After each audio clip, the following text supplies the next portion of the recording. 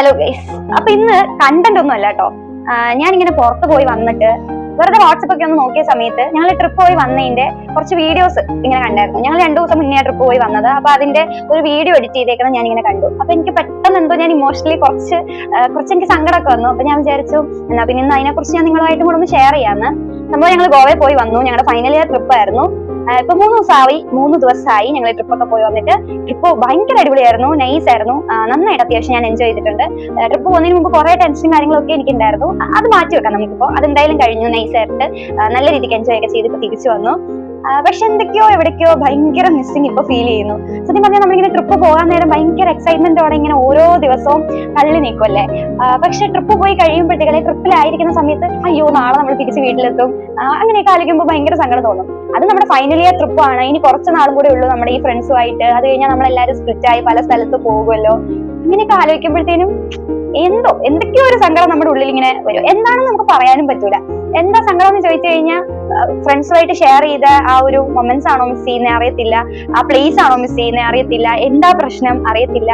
അങ്ങനെ ഒരു അവസ്ഥയിലാണ് ഞാനിപ്പോ ഇരിക്കുന്നത്. എന്റെ ഒരു ബാച്ച് എനിക്ക് ഭയങ്കര ഇഷ്ടമായിരുന്നേ.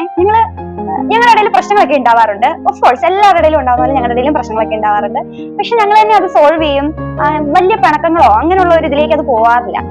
എനിക്ക് എന്റെ ബാച്ച് ഭയങ്കര ഇഷ്ടമായിരുന്നു. ഭയങ്കര ഇന്നസെന്റ് ആയിട്ടുള്ള പിള്ളേര്, ഭയങ്കര ജെന്യുവൻ ആയിട്ടുള്ള പിള്ളേരാ.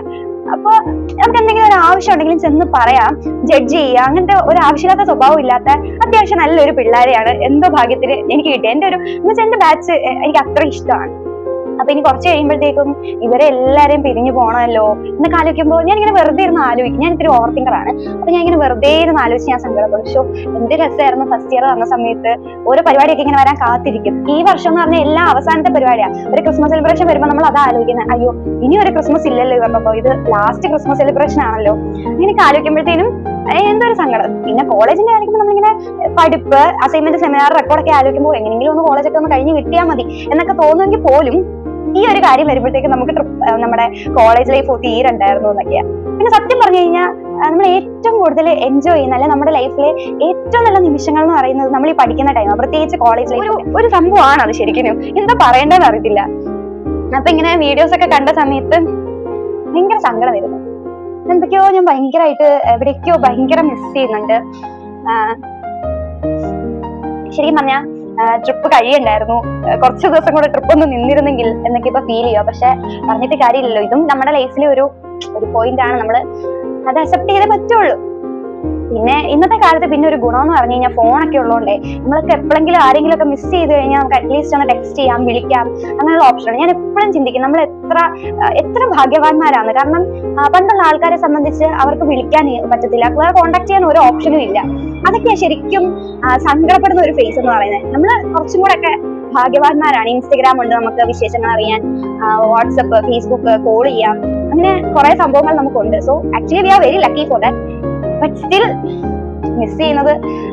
മിസ്സിംഗ് തന്നെയാണ്. അത് എത്രയൊക്കെ പറഞ്ഞാലും ഏത് കാലഘട്ടത്തിലാന്ന് പറഞ്ഞാലും അതിന് വേറൊരു പേരില്ല. Missing is always missing. അപ്പൊ ഇത് കൂടുതൽ പറഞ്ഞു കഴിഞ്ഞാൽ ഞാൻ ചിലപ്പോൾ കരഞ്ഞൊന്നും വരും. കാരണം അത്യാവശ്യം നല്ല സങ്കടം എനിക്കുണ്ട്. അപ്പൊ നിങ്ങളുടെ കോളേജ് ലൈഫ് ഒക്കെ നിങ്ങൾ മിസ് ചെയ്യുന്നുണ്ടോ? നിങ്ങളുടെ കോളേജിലെ ഓർമ്മകള്, വിശേഷങ്ങളൊക്കെ നിങ്ങൾ കമന്റ് ആയിട്ട് ഇടുക. അത്രയൊക്കെ ഉള്ളൂ ഗൈസ്. Bye bye.